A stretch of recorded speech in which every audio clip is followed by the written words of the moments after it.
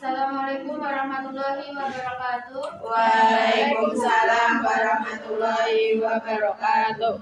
Sebelumnya terima kasih kepada teman-teman yang telah hadir pada mata kuliah hari ini, dan terima kasih telah memberikan kelompok kami kesempatan untuk mempresentasikan hasil diskusi kami, yaitu mengenai pengembangan bahasa melalui metode bermain peran.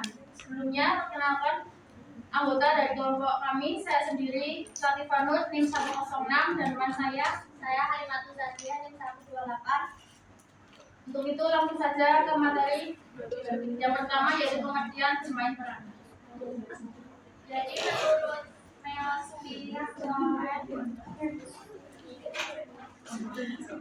bermain peran adalah suatu kegiatan dalam seorang mengambil peran atau karakter tertentu dan berperilaku sesuai dengan karakter. Bisa terjadi dalam berbagai konteks seperti dalam dunia teater, seni peran, atau bahkan dalam kehidupan sehari-hari. Tujuan dari bermain peran bisa bervariasi mulai dari hiburan, pendidikan, pengembangan keterampilan, hingga eksplorasi identitas diri. Dalam bermain peran, seorang berusaha untuk menghayati peran yang diambilnya, termasuk dalam cara berbicara, bertindak, dan berpikir sesuai dengan karakter yang dimainkannya.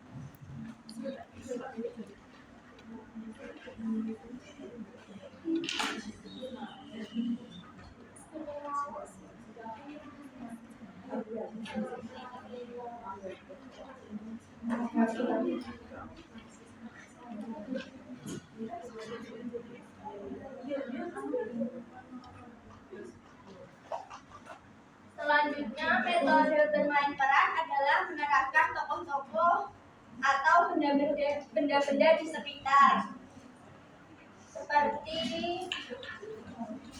imajinasi dan penghayatan terhadap bahan pengembangan yang dilaksanakan. Dengan demikian, yang dimaksud dengan metode bermain peran pada pembelajaran anak usia dini adalah sebuah cara agar anak dapat mengembangkan kreativitas dan imajinasi untuk memerankan tokoh-tokoh yang ada di sekitarnya. Tokoh-tokoh yang diperankan anak berupa binatang maupun benda-benda yang dikenal oleh anak.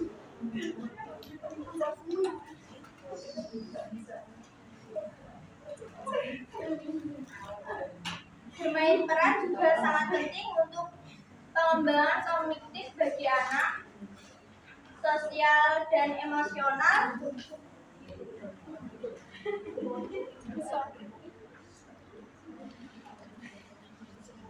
Nilai penting dalam bermain peran drama atau bermain peran bagi anak sejatinya adalah untuk melatih merangsang anak dalam hal berpikir, berbicara, membentuk, dan merangsang anak dalam hal berpikir.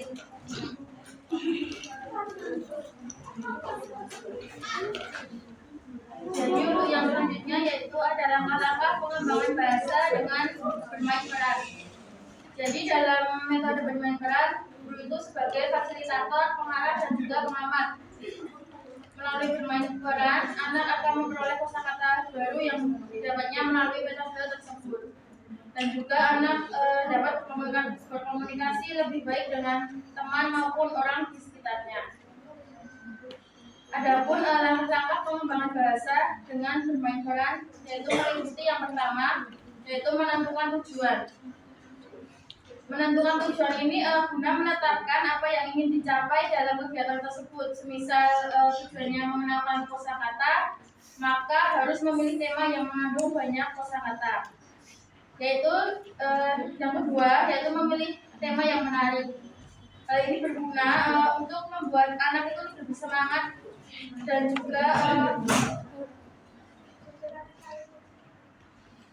juga memilih tema yang sesuai dengan apa yang diminati anak. Ini hal yang penting dalam bermain peran. Yang ketiga yaitu menyiapkan alat atau media yang digunakan. Menyiapkan media atau alat berguna berguna untuk mendukung kegiatan bermain peran supaya lebih realistis dan juga menarik. Yang keempat ada menerangkan teknik bermain. Jadi dalam menerangkan teknik bermain kepada anak ini menggunakan bahasa yang sederhana dan juga mudah dipahami atau dimengerti oleh anak. Yang kelima yaitu pembagian peran.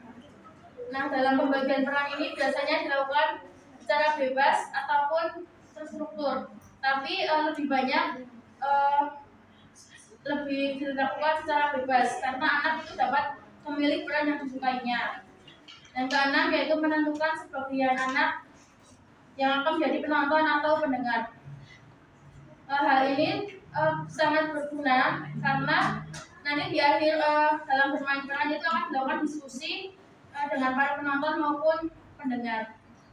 Yang selanjutnya yaitu memandu anak.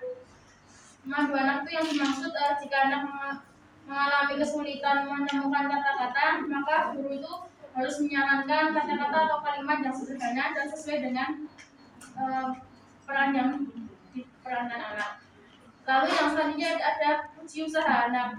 Nah, uji usaha anak ini bertujuan untuk meningkatkan kepercayaan diri anak. Jadi memberi pujian pada anak itu dalam berkomunikasi dan juga berpartisipasi bermain peran. Yang selanjutnya yaitu ada ulangi dengan tema berbeda. Jadi tujuannya yaitu guna memberikan variasi dan memperkenalkan kosakata baru pada anak. Yang terakhir yaitu ada diskusi. Diskusi ini dilakukan dengan para penonton maupun pendengar tadi tentang peristiwa maupun kegiatan bermain peran yang telah dilakukan tersebut. Dari 10 langkah pengembangan di atas diharapkan itu anak dapat mengembangkan kemampuan bahasa melalui bermain peran dengan maksimal.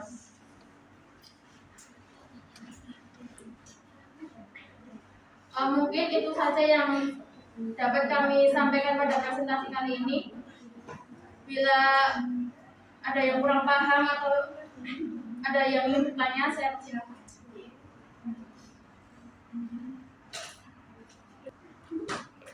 Apakah ada yang bertanya?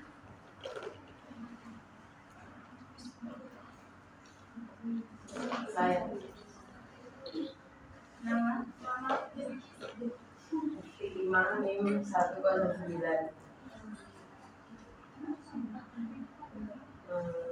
Bagaimana karakteristik bermain peran anak usia dini? Apakah ada yang lain? Ada yang bertanya? Risman yang 116.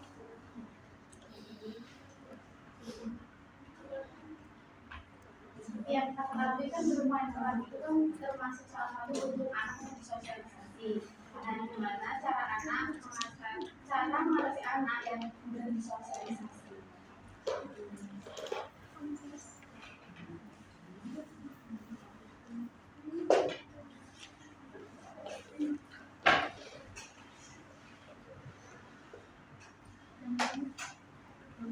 Yang 132. Pertanyaannya, apa hal-hal yang perlu diperhatikan saat merencanakan kegiatan bermain peran untuk mengembangkan bahasa anak usia dini?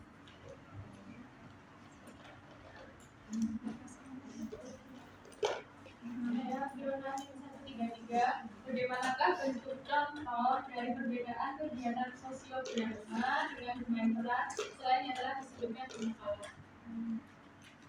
Oke, terima kasih untuk pertanyaannya. Kami akan tanggung dulu untuk berdiskusi.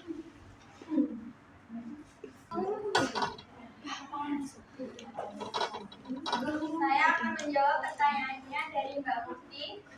Bagaimana karakteristik bermain peran anak usia dini?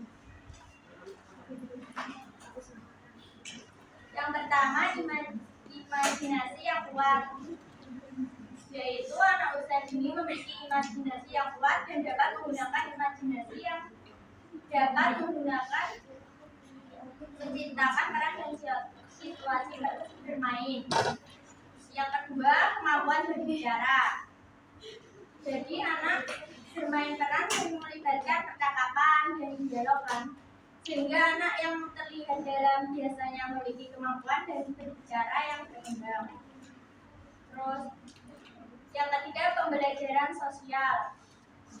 Jadi anak bisa bermain kelompok gitu loh.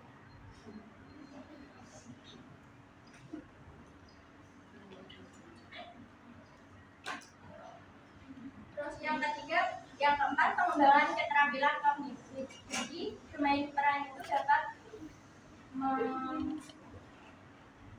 meningkatkan kognitif anak-anak.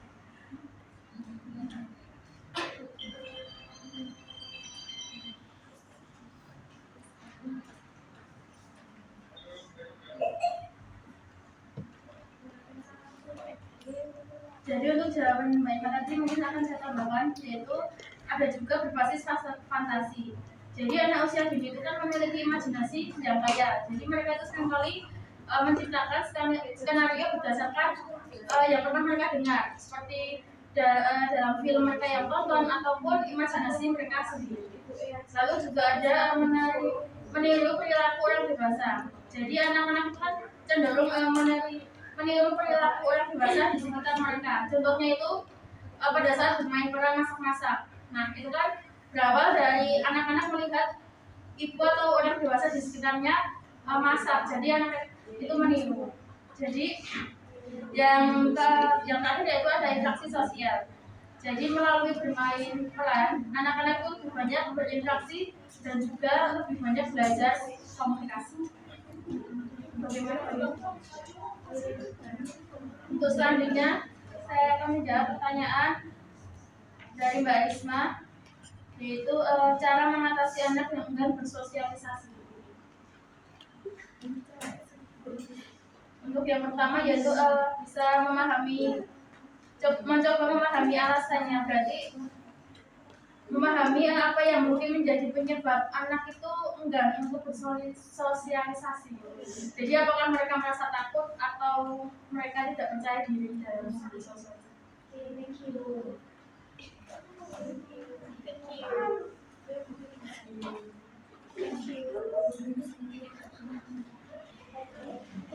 Yang selanjutnya saya akan menjawab pertanyaan dari Mbak Mareta, yaitu hal-hal yang perlu diperhatikan saat merencanakan kegiatan bermain peran untuk mengembangkan bahasa anak usia dini. Jadi mungkin yang pertama yaitu menyesuaikan tema dengan minat anak. Jadi sebagai guru itu wajib memilih tema atau topik yang menarik bagi anak. Jadi mungkin sesuatu yang relevan dengan kehidupan mereka atau berdasarkan cerita atau karakter yang disukai anak. Yang kedua ada kesederhanaan skenario. Jadi kita itu harus memeriksa bahwa skenario yang kita buat itu cukup sederhana agar mudah dimengerti dan dipahami anak. Untuk yang selanjutnya yaitu saya menjawab pertanyaan dari Mbak Fiona, yaitu contoh serta perbedaan kegiatan sosiodrama dengan bermain peran. Jadi contoh kegiatan dalam sosiodrama itu yaitu semisal berbagi mainan, berarti menciptakan situasi di mana dua anak itu saling ingin bermain dengan mainan yang sama. Nah, kan dari hal itu nanti kita ke pengertian sosiodrama dulu ya. Jadi sosiodrama itu adalah jenis drama yang digunakan untuk mengeksplorasi masalah sosial maupun konflik yang ada di masyarakat atau di sekitar anak. Dan tujuan dari sosiodrama itu adalah untuk memahami perspektif yang berbeda dan juga mencari solusi dan juga empati. Jadi contoh dari yang pertama tadi kan berbagi mainan, ciptakan situasi di mana dua anak itu ingin bermain dengan mainan yang sama. Nah, nanti anak tersebut akan mencari solusi bagaimana pilihannya antara anak tersebut berebut mainan atau salah satu dari mereka memilih mainan lain. Yang kedua yaitu menyelesaikan konflik. Semisal membuat skenario di mana dua anak itu berkonflik dengan alasan sederhana seperti salah mengerti satu sama lain. Hal ini bisa digunakan untuk membahas pentingnya berkomunikasi serta memahami perasaan orang lain. Yang ketiga yaitu ada penolong. Kegiatan seperti menciptakan skenario di mana seseorang itu membutuhkan bantuan. Semisal ada anak tersandung atau menjatuhkan sesuatu dan anak-anak yang lain itu datang untuk membantu. Ini tuh bisa mengajarkan kepada anak-anak tentang empati dan juga tolong menolong. Sementara contoh dari kegiatan bermain peran itu seperti bermain peran waktu peran, masak-masakan, dan juga mungkin kantor polisi. Dan perbedaan antara sosiodrama dan juga bermain peran, kalau sosiodrama itu lebih menonjolkan ke masalah sosial dan juga konflik yang ada di sekitar anak. Dan juga sosiodrama itu lebih peran yang lebih untuk memahami mencari solusi dan juga empati. Mungkin itu saja presentasi dari kelompok kami. Bila ada salah dalam ucapan maupun perbuatan, kami minta maaf. Wabillahi taufiq wal hidayah. Wassalamualaikum warahmatullahi wabarakatuh. Waalaikumsalam warahmatullahi wabarakatuh.